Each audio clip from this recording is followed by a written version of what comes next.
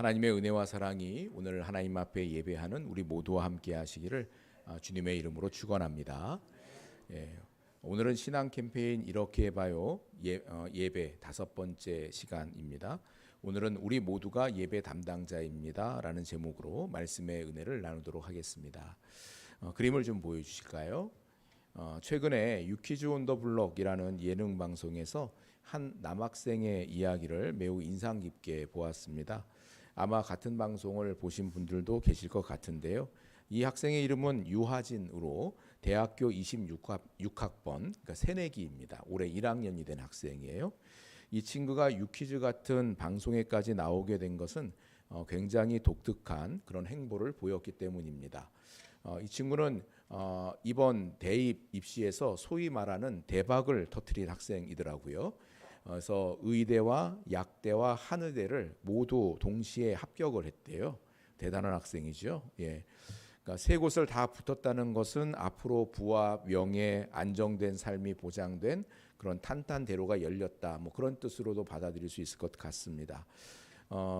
이게 이 학생의 이야기의 전부라면 굳이 유퀴즈에 부를 이유가 없겠죠. 그런데 누구라도 이 학생이 그 세 군데의 좋은 길을 선택해 갈 것이라 생각을 했을 텐데 이 친구의 선택은 달랐습니다. 이 친구는 망설임 없이 국어교육학과를 선택해서 진학을 했습니다. 그럼 왜 굳이 의대나 약대나 한의대나 이런 데는 왜 지원을 한 거냐라고 물었더니 학교에서 원했고, 그리고 자신도 자신의 실력이 어느 정도나 되는지 테스트를 해보고 싶어서 세 군데 넣었고 또 국어교육학과도 넣었다는 겁니다. 그래서 국어교육과를 선택해 갔는데 그래서 이제 주목을 받은 거예요. 부와 명예가 보장된 의사라는 그런 좋은 길, 다른 사람들이 볼 때 부러워할 만한 그런 길 대신에 아이들을 가르치는 교사라는 길을 택한 것 아닙니까? 어찌 생각해 보면 왜 거기로 갔을까? 이런 궁금증이 생길 법한 그런 길을 선택한 거죠. 왜 그랬을까요? 이 친구는 자신이 그런 선택을 할 수 있었던 배경에 대해서 두 분의 선생님 이야기를 하더라고요. 어렸을 때, 그러니까 초등학교 이제 저학년이었을 때 이 친구의 재능을 미리 알아봐주고 백일장을 추천하고 글쓰기를 끊임없이 독려해 주신 선생님이 계셨다는 거예요. 그래서 그 선생님 덕분에 자신에게 국어에 대한 자신이 굉장히 그런 부분에 자질이 있구나라는 것들을 어려서부터 알았었다, 이렇게 얘기를 하더라고요. 그리고 고등학교 때 공부를 잘하든 못하든 모든 한 반에 있는 모든 학생들을 아주 귀하게 존귀하게 저마다의 가는 길이 다 다르다. 그리고 저마다 그 길을 잘 가면 된다. 이런 교육 지침을 가지고 학생들을 다 모두에게 동등하게 그렇게 대우하고 학생들을 대했던 또 다른 선생님을 얘기를 하는 거예요. 이분들을 보면서 마음에 결심을 했다, 그런 얘기들을 합니다. 그래서 나도 저분들처럼 아이들의 인생에 선한 영향력을 끼치는 사람이 되고 싶다, 그런 바람이 어려서부터 있었고 그 바람 때문에 국어교육학과를 선택했다는 거예요. 세계의 그런 의대나 약대나 혹은 한의대가 합격 통지서를 받아들었을 때 순간 마음이 흔들렸대요. 여기를 가면 더 낫지 않을까? 잠깐 흔들렸으나 자신이 지금까지 공부를 해왔던 이유나 자신의 무엇을 하며 살 때 가장 행복할까? 이런 생각을 해보니까 마음이 뜻이 굳건하게 서서 나는 정말 선생님이 돼야 되겠다, 이런 생각을 하고 교사가 되기로 결심을 하고 국어교육학과를 선택했다, 이렇게 얘기를 하더라고요. 학생 이 방송을 보면서 학생 옆에 좋은 선생님들이 있으니까 자신의 재능과 관심을 이렇게 잘 발견을 하고 자신의 길을 잘 찾아가는구나, 저는 그런 생각을 해보았습니다. 역할을 잘 감당하는 것은 단순히 맡겨진 일을 해내는 정도가 아니라 그 안에 담긴 사명을 완수한다라는 그런 뜻이 있습니다. 한번 여러분 생각해 보세요. 경찰이 자신의 역할을 잘 수행을 하면 시민들의 생명을 지키고 사회의 안전을 확립하는 그런 사명을 온전히 그렇게 이루게 됩니다. 소방관이 자신의 역할을 잘 감당하면 위기에 처한 사람들의 소중한 생명을 구하는 사명을 완수하게 되는 것 아니겠습니까? 이처럼 내게 주어진 역할을 잘 감당하는 것은 나에게 주어진 사명을 이루는 길이 되는 겁니다. 한번 이렇게 해봐요 예배 이 신앙 캠페인을 진행하면서 매 주간 이제 오늘이 5주차인데 우리 참된 예배자가 됩시다. 이걸 거의 매주 강조하고 있는 것 같습니다. 우리가 참된 예배자가 되기 위해서 힘써야 하는 이유는 내가 하나님 앞에 더 많은 은혜를 받아서 누리자 그런 것도 아니고요. 혹은 하나님께 복을 받아서 성공적인 인생을 살자 그런 뜻이 아닙니다. 오늘 본문은 우리 모두를 향해서 왕 같은 제사장이라고 말씀을 하십니다. 우리에게 왕 같은 제사장의 사명을 맡기신 하나님 앞에서 그 사명을 잘 감당하기 위해서는 참된 예배자가 되는 게 먼저이기 때문인 겁니다. 그것이 바로 제사장의 사명을 이루는 길이기 때문인 겁니다. 오늘 본문 베드로전서 2장은 우리에게 교회가 무엇인가 이거에 대해서 아주 중요한 지침들을 줍니다. 우리 4절과 5절 말씀을 같이 읽어보겠습니다. 사람에게는 버림바가 되었으나 하나님께는 택하심을 입은 보배로운 산돌이신 예수께 나아가 너희도 산돌같이 신령한 집으로 세워지고 예수 그리스도로 말미암아 하나님이 기쁘게 받으실 신령한 제사를 드릴 거룩한 제사장이 될지니라. 아멘. 네. 우선 여러분 교회가 무엇인가? 예수 그리스도 안에서 신령한 집 바로 교회로 세움을 받았다라고 얘기를 하고 있거든요. 그런데 여러분 교회가 뭡니까? 여러분 교회 하면은 뭐가 제일 먼저 떠올라요? 예수님. 예, 좋습니다. 또 교회는 뭐라고 여러분 설명하시겠어요? 누가 여러분들의 교회가 뭡니까? 라고 물어본다면 뭐라고 설명하세요? 한마디로 얘기해서 기도하는 곳이다. 예. 일부 예배 때도 그 얘기를 하시더라고요. 네, 기도하는 곳이다. 예, 주님이 말씀하신 교회는 기도하는 집이 맞지요. 교회가 뭡니까? 또 여러분들이 교회가 무엇인가라고 물을 때 가장 먼저 생각하셔야 되는 답은요. 부름받은 성도들의 모임, 바로 성도가 교회입니다. 저와 여러분이 교회입니다. 누가 교회라고요? 예, 우리 지신. 예, 내가 교회입니다.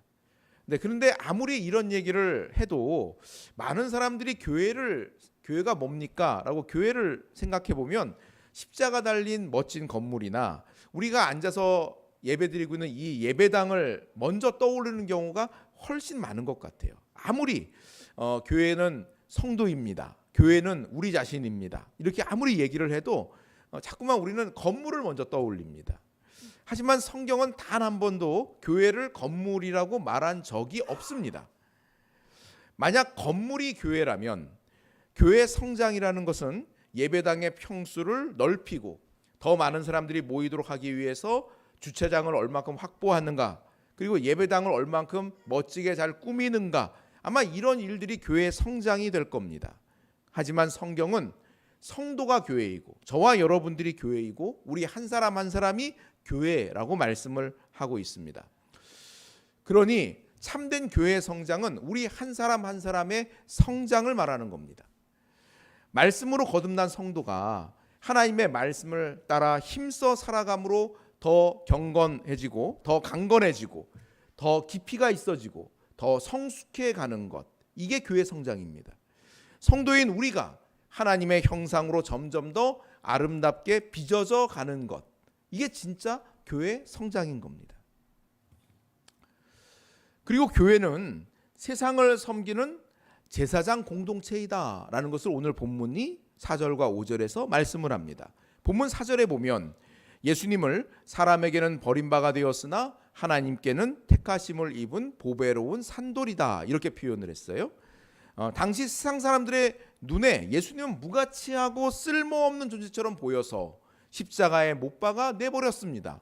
하지만 하나님의 관점에서 주님은 인류를 구원할 가장 보배로운 돌이었다라는 것을 말씀하고 있는 거지요. 교회도 마찬가지입니다. 세상은 교회를 향해서 교회가 세상에 무슨 도움이 되냐, 지금같이 과학이 발달한 시대에 그 옛날 고리타분한 성경책 같은 옛 문서가 우리에게 무슨 소용이 있겠냐, 교회가 무슨 필요가 있느냐, 이렇게 비방하거나 소외시키곤 합니다. 그러나 하나님의 관점에서 교회는 세상을 살리기 위해 택함받은 제사장 공동체입니다. 우리 모두를 다 그렇게 주님을 따라서 제사장으로 삼으셨다라는 것을 말씀하지 않습니까? 제사장은 하나님 나라의 방식으로 세상을 대하는 사람입니다. 불의한 세상 속에서도 제사장은 선으로 악을 이기며 주님의 길을 따라 끝까지 인내하며 하나님의 통치를 드러내는 사람을 말합니다. 그리고 우리 모두의 이 신분은 바로 선포를 위해 주어졌다라고 말씀을 합니다. 우리 9절과 10절을 읽어보겠습니다. 그러나 너희는 택하신 족속이요 왕같은 제사장들이요 거룩한 나라요 그의 소유가 된 백성이니 이는 너희를 어두운 데서 불러내어 그의 기이한 빛에 들어가게 하시니에 아름다운 덕을 선포하게 하려 하심이라. 너희가 전에는 백성이 아니더니 이제는 하나님의 백성이요 전에는 긍휼을 얻지 못하였더니 이제는 긍휼을 얻은 자니라. 아멘. 9절 말씀은 우리에게 너무나도 유명한 잘 알려진 말씀이죠. 너희는 택하신 족속이요 왕같은 제사장들이요 거룩한 나라요 그의 소유가 된 백성이니 말씀합니다. 예수 그리스도 안에서 우리의 신분이 얼마나 존귀하여졌는가, 이것을 선포하는 그런 선언입니다. 자, 그런데 하나님이 우리에게 이런 존귀함을 주신 이유가 뭡니까? 단지 너희의 그 떨어진 자존감을 좀 세워줄게, 그래서 우리에게 이렇게 존귀한 호칭들을 주신 걸까요? 아닙니다. 9절 말씀의 주동사는 바로 선포하게 하려 하심이라, 이게 주동사예요. 선포하게 하려 하심이다라는 동사가 주동사라는 말은 그 외의 모든 설명들은 모두 이 목적을 향하고 있다는 얘기입니다. 앞에 나와 있는 다른 설명들, 너희는 하나님께서 택하신 족속이라는 것, 또 너희는 왕같은 제사장이 되었다는 것, 거룩한 나라가 되었다는 이런 모든 선포들은, 이건 모든 선언들은 다 선포를 위해서 주어졌다라는 그런 얘기입니다. 하나님은 우리를 전달자로 세우기 위해서 이 영광스러운 신분을 우리들에게 입혀주셨습니다. 그럼 무엇을 선포하기 위해서 우리를 왕같은 제사장으로 삼으셨다는 말입니까? 바로 하나님의 덕과 긍휼을 선포하기 위해서다라고 말합니다. 이어지는 10절 말씀은 이 사명의 성격을 더 깊이 설명을 합니다.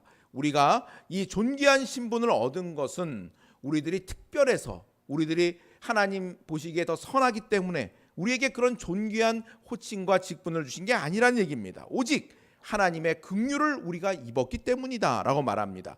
전에는 백성이 아니었으나 이제는 백성이 되었다 말합니다. 전에는 긍휼을 얻지 못했으나 이제는 하나님의 긍휼을 얻은 자가 되었다 선언하십니다. 할렐루야. 자, 그러므로 여러분, 우리를 향한 이 하나님의 긍휼이 얼마나 큰지를 기억하면서 예수 그리스도의 십자가의 은혜로 우리를 구원하신 그 하나님의 그 아름다운 덕을 세상에 전하는 사명을 우리들에게 기쁘게 감당하게 하셨다는 얘기입니다. 특별히 선포한다라는 이 표현에는 이 밖으로 알리고 드러낸다라는 아주 강한 그런 의미가 담겨 있습니다. 이것은 우리끼리만 안에서 나누고 끝내는 비밀이 아닙니다. 하나님께서 예수 그리스도를 통해서 우리에게 어떻게 긍휼을 베푸셨는지 이것을 세상에 드러내고 알려라라는 얘기입니다. 주님이 우리에게 끼치신 그 선한 덕을 널리 전파하는 겁니다. 우리의 삶의 현장에서 하나님의 사랑이 얼마나 실제적인 것인지를 드러내는 사명자들로 바로 저와 여러분들을 부르신 겁니다. 자, 그런데 여러분 한번 생각해 보십시오. 사도 베드로가 이 편지를 써서 보낼 당시에 초대교회의 상황은 어떠했을 것 같습니까? 베드로전서 1장 1절 말씀해 보면 베드로 사도가 이들을 향해서 흩어진 나그네다 이렇게 부릅니다. 흩어진 나그네. 오늘날 대형 교회처럼 힘 있는 공동체가 아닙니다. 로마라는 거대한 제국 안에서 소외되고 위축이 된 변방에 중심에 있는 공동체도 아니에요. 변방에 있는 아주 작은 소그룹들입니다. 이들은 주변으로부터 의욕 섞인 눈초리를 받으며 항상 눈치를 봐야 했습니다. 지역에 가뭄이 들거나 전염병이 돌면 사람들은 기독교인들 때문에 신들이 노했다면서 이들을 희생양으로 삼곤 했습니다. 핍박을 당했어요. 목숨을 잃었어요. 참으로 열악하고 위태로운 그런 상황들을 살아야만 했습니다. 그런데 베드로는 그렇게 미미한 이들에게 명령을 합니다. 너희는 거대한 로마 사회를 향해서 하나님의 제사장 직분을 수행해라. 그걸 말하고 있는 거예요. 아니, 현실은 너무나 초라한데 사명은 감당할 수 없을 만큼 거창해 보입니다. 어떻게 이렇게 작은 공동체가 그 거대한 로마 제국을 향해서 제사장 노릇을 할 수가 있겠습니까? 그 비결은 베드로전서 2장 11절, 오늘 우리가 읽은 말씀 그 이후에 쭉 이어져서 구체적으로 나오는데요. 그것은 한마디로 어떤 대단한 정치적인 힘이나 혹은 경제적인 능력, 어떤 권력을 이용해서 이런 데서 나오는 게 아닙니다. 우리 대표적으로 베드로전서 3장 16절과 17절만 한번 읽어보겠습니다. 선한 양심을 가지라. 이는 그리스도 안에 있는 너희의 선행을 욕하는 자들로 그 비방하는 일에 부끄러움을 당하게 하려 함이라. 선을 행함으로 고난받는 것이 하나님의 뜻일진데 악을 행함으로 고난받는 것보다 나으니라. 불의한 세상 속에서 선한 양심을 가지고 살아감으로 주님께서 죄인들의 친구가 되셨던 것처럼 겸손히 낮아져서 소외된 이들을 돌아보는 삶을 통하여서 바로 우리의 인격과 삶의 증거로 하나님의 제사장의 직분을 감당하라고 말씀하고 있는 것들입니다. 그림을 좀 보여주시겠어요? 엘렌 크라이더의 초기 교회와 인내의 발효라는 책이 있는데요. 여기에 보면 이와 같은 초대교회의 모습을 상세하게 문헌들을 고찰해서 그려내고 있습니다. 저자는 로마 제국의 변방에서 출발한 미약한 예수 운동이 제국을 가득 채울 정도로 성장한 매력이 무엇이겠는가, 이 질문을 합니다. 아니, 도대체 그 변방에 있고 아주 힘도 미미하고 여차하면 맨날 핍박을 당해서 도망 다녀야 됐었던 그런 아주 미미하고 힘없는 그 예수 공동체가 어떻게 로마 제국을 다 점령하고 많은 사람들이 기독교인이 되겠다고 몰려들 수 있었겠는가? 그 매력이 뭐냐? 이 질문을 하는데요. 사실 초기 교회는 열심히 전도하지 않았습니다. 여러분, 우리는 교회에서 전도를 장려합니까? 안 합니까? 장려하죠. 그렇죠? 열심히 전도하시라고, 우리 전도해야 된다고 말하잖아요. 어제도 밖에 뭐 좀 사가러 제가 2시, 3시, 어제 얼마나 더웠습니까? 그렇죠? 갑자기 이게 봄은 온데간데 없이 사라지고 여름이 돼버렸어요. 2시, 3시에 뭘 사러 잠깐 나갔는데 미아역 앞에서 한 70대 정도 되신 지긋하신 어머니 두 분께서 전도를 하고 계시더라고요. 교회 나오시라고 하면서 전도지하고 휴지하고 이렇게 나눠주시고 계시면서 전도를 하고 계시더라고요. 그래서 참 수고하십니다. 제가 이렇게 인사를 하긴 했는데, 우리는 전도를 막 장려합니다만은 초대교회는 전도하라고 말하지 않았습니다. 전도 열심히 안 했어요. 오히려 잘못했다가는 비밀스러운 예배 모임이 발각되어서 핍박을 받을 수 있기 때문에 교회의 일원이 되는 일은 매우 엄격하고 오랜 시간의 절차를 요했던 것을 알 수가 있습니다. 지금은 교회에 등록하기가 쉬워요, 어려워요? 뭐 쉽죠. 그냥 등록하고 싶습니다 하고 등록카드만 내면 아이고 어서 오세요 하고 우리가 다 환영하잖아요. 근데 그 당시에는 교회에 들어온다는 것은 굉장히 오랜 시간, 수년 동안, 수년의 절차가 필요했어요. 왜냐하면 이 사람의 신앙 고백이 진실한 것인가, 이거를 점검하고 확인하는 시간이 길었습니다. 그러지 않고 그냥 아무나 받아들였다가는 자칫 첩자가 교회 공동체를 파괴하려는 첩자들이 들어와서 모임이 발각이 되어지고, 그리고 핍박을 당하고 교회가 와야 될 것을 두려워했기 때문에 굉장히 조심스럽게 그런 일들을 진행했던 것을 알 수가 있어요. 그럼에도 불구하고 교회가 그렇게 확산이 된 거예요. 대신에 초대교회는 끊임없이 인내를 강조했습니다. 매력적인 교회를 세우는 전략이 무엇이냐? 인내가 답이라는 말은 전략이 없다는 말이에요. 인내가 뭐예요? 참는 거예요. 예. 교회가 그렇게 성장할 수 있었던 비결이 인내입니다. 이 얘기는 전략이 없다는 얘기예요. 그렇죠? 별다른 대책이 없어 보이던 초기 교회가 그토록 성장할 수 있었던 비결을 저자는 발효라는 말로 표현을 합니다. 여러분, 배추, 무, 고춧가루, 젓갈 이런 걸 이렇게 막 섞어가지고 재료를 막 담아가지고 이렇게 버무린 다음에 기다리면 그 개개의 재료로는 상상도 할 수 없는 완전히 다른 우리 입맛을 사로잡는 김치가 되죠. 그렇죠? 지금 김치가 세계인들의 입맛을 사로잡고 있잖아요. 그렇죠? 그 개개의 재료를 생각하면 어떻게 이런 맛이 나올 수 있을까 예측이 됩니까? 예측이 안 돼요. 그 신비한 과정을 발효라고 한다면 돈과 권력도 없었던 초기 그리스도인들이 하나님의 말씀을 따라 살았던 그 삶이 독특한 문화를 이루었고 그들의 삶의 방식이 세상에서는 볼 수 없었던 매력을 발했다라고 보는 겁니다.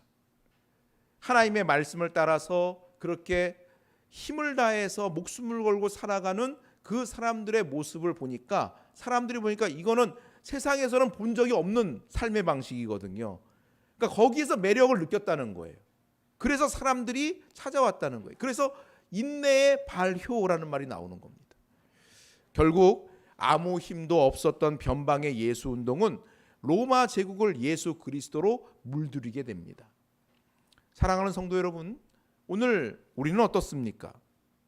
하나님께서 우리에게 부여하신 이 영광스러운 이름과 오늘 한국교회의 모습 사이에는 너무나 큰 간극이 느껴집니다. 가짜뉴스와 부족한 역사의식, 상식 이하의 언행으로 조롱거리가 되는 그런 교회의 모습을 보면 하나님께서 교회에게 맡기신 사명의 길과 우리가 얼마나 동떨어져 있는가 그런 그것들이 보여집니다. 탄식이 나옵니다. 주님께서 피값으로 사신 교회가 우리의 어리석음과 교만으로 인해서 맛을 잃은 소금이 되어가는 것 같아서 마음이 심히 무겁습니다. 어떻게 우리가 이 세상 속에서 하나님의 덕과 긍휼을 전하는 왕같은 제사장으로서의 사명을 잘 감당할 수가 있겠습니까? 그 해법은 오직 하나입니다. 우리 4절 말씀 같이 읽어보겠습니다. 사람에게는 버림바가 되었으나 하나님께는 택하심을 입은 보배로운 산돌이신 예수께 나아가. 바로 보배로우신 산돌이신 예수께 부지런히 나아가는 겁니다. 우리의 힘으로는 왕같은 제사장의 사명을 감당할 수 없습니다. 우리의 인격으로는 세상을 거슬러서 하나님의 나라를 따라 살 수가 없습니다. 그래서 우리에게는 예배의 자리가 소중합니다. 예배는 영적인 발전소입니다. 예배는 우리가 제사장으로 사명을 감당할 수 있도록 하늘의 권능을 덧입게 하는 그런 시간입니다. 그림을 좀 보여주시겠어요? 주물 공장에는 고압의 전기를 이용해서 쇠조각을 녹이는 용광로가 있습니다. 용광로를 사용할 때 가장 중요한 일은 365일 24시간 용광로의 불을 꺼트리지 않는 일입니다. 만일 불이 꺼져서 용광로가 싸늘하게 식어버리면 그 용광로를 다시 달구는데 엄청난 시간이 걸리고 더욱 강력한 전기를 공급해야 하기 때문에 금전적인 손실도 이만저만이 아닙니다. 그래서 주말이나 명절이나 휴가 때에도 용광로는 언제나 불이 꺼지지 않게 관리를 합니다. 우리 심령 역시 용광로처럼 항상 성령의 불이 있어야 되는 겁니다. 성령의 충만을 통해서 용광로처럼 항상 뜨거운 불이 내 심령 안에 있어야 되는 겁니다. 이를 위해서는 규칙적으로 정해진 경건의 훈련을 습관적으로 그리고 반복적으로 하는 일들이 반드시 필요합니다. 그래야 견고한 영적 생활을 유지할 수가 있는 겁니다. 만일 자주 불을 꺼트린다면 그때마다 우리의 심령을 뜨겁게 하기 위해서 더 많은 노력과 시간이 필요하게 됩니다. 그래서 규칙적인, 반복적인, 성실한 그런 경건의 습관이 매우 중요한 겁니다. 그것은 우리의 심령의 불씨를 꺼트리지 않게 유지시키는 안전장치인 겁니다.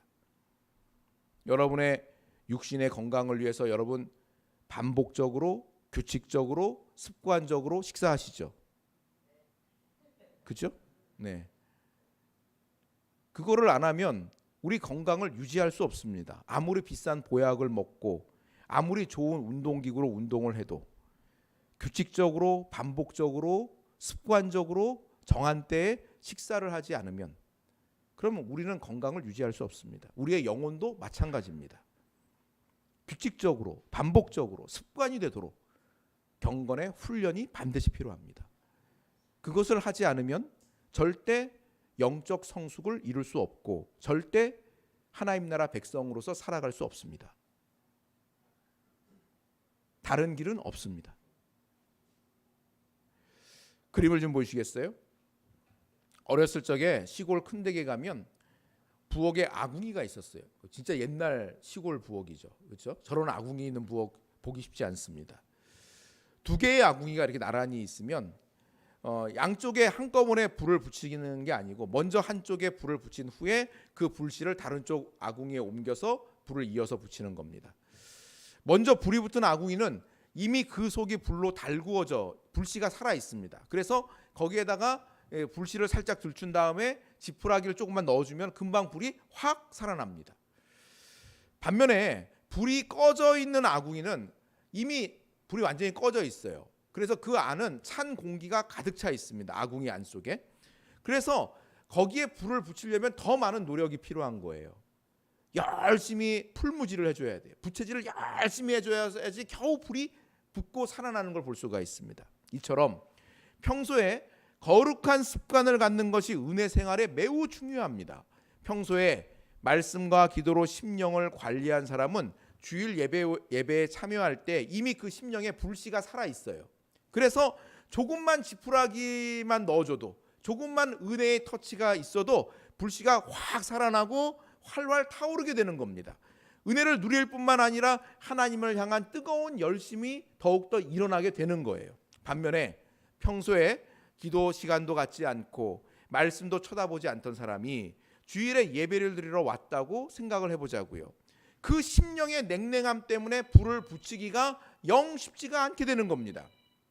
그래서 예배 시간에 그런 분들을 돕기 위해서 앞에서 찬양팀이 이렇게 반주도 하고 드럼도 치고 하면서 예배에 참여하실 수 있도록 마음을 열 수 있도록 그렇게 예배로 음악으로 돕고 앞에서 인도자가 통성으로 기도를 시키고 하면서 그 불씨를 붙이게 하기 위해서 애를 쓰는 것 아니겠습니까? 그런 전체적인 예배 분위기에 이끌려서 겨우 불씨를 받아서 불씨가 살아났다 하더라도 다시 일상으로 돌아가서 전혀 습관이 되어지지 않은 삶처럼 말씀도 보지 않고 기도도 하지 않고 경건의 훈련 그런 거 다 잊어버리고 바쁘게 살다 보면 그 일주일 동안 불씨는 또 금방 꺼져버려요.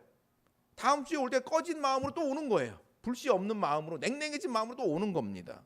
그런 일들이 반복이 되면 교회를 10년 다니고 20년 다니고 30년 다녀도 그냥 제자리예요. 전혀 잘하지 않습니다. 그래서 우리의 마음을 잘 관리해야 되는 겁니다. 성실함으로 습관이 되도록 말씀과 기도를 통해서 믿음의 용광로에 불씨가 살아있는지를 살펴야 되는 겁니다. 왕같은 제사장으로서 우리의 마음과 생각을 말씀과 기도로 잘 다듬어야 참되게 예배할 수 있는 사람이 되는 겁니다. 이제 말씀을 맺겠습니다. 사랑하는 성도 여러분, 예배당 문을 나서는 순간 우리의 진짜 제사장으로서의 사명이 시작이 됩니다. 우리에게 주어진 사명은 단순히 교회 내부의 그 예배 의식에 참여했다는 그 정도가 아닙니다.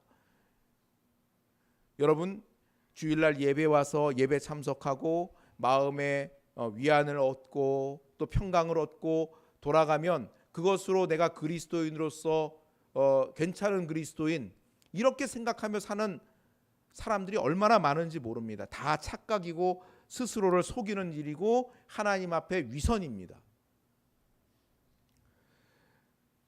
우리의 사명은 교회 안에서 예배 참석하는 것으로 끝이 아니에요. 첫째, 마음과 뜻과 정성을 다하는 예배자가 되어져서 세상을 섬길 능력을 제사장으로서 세상을 섬길 능력을 덧입어야 되는 겁니다. 역할을 잘하는 것이 곧 사명을 이루는 길이라고 했습니다. 우리 한 사람 한 사람이 예배의 그 모든 수저들 앞에 온 마음을 다하여서 말씀을 듣고 정성스러운 예물을 하나님 앞에 올려드리고 진실한 마음으로 찬양과 기도를 함으로 왕같은 제사장으로서 사명을 잘 감당할 능력을 공급받는 겁니다. 그러니 예배의 자리를 소중하게 생각할 줄 알아야 됩니다. 이곳에서 하나님의 사랑과 긍휼을 충만히 채워 가셔야 되는 겁니다. 여기서 채워진 에너지가 우리를 세상에서 승리하게 하는 유일한 힘이 되기 때문에 그렇습니다. 두 번째로 우리의 삶과 말로 하나님의 긍휼을 힘써 전달해야 됩니다. 제사장의 선포는 입술의 고백만을 의미하지 않습니다. 우리가 일상에서 경건의 능력을 회복할 때, 우리의 말과 삶이 참되며 진실하여져 갈 때, 그리고 일상의 작은 일에서부터 정직함으로 행할 때 세상은 우리를 통해서 하나님의 살아계심을 보게 되는 겁니다. 우리 한 사람의 참된 예배가 우리의 가정을 살리고 이 지역사회를 하나님의 빛으로 밝히는 제사장의 사명을 이루는 시작이 되는 겁니다. 참된 예배자로서 하나님의 은혜와 능력을 덧입고 세상을 치유하는 왕같은 제사장의 사명 잘 감당하는 저와 여러분 될 수 있기를 주님의 이름으로 축원합니다. 아멘. 기도하겠습니다.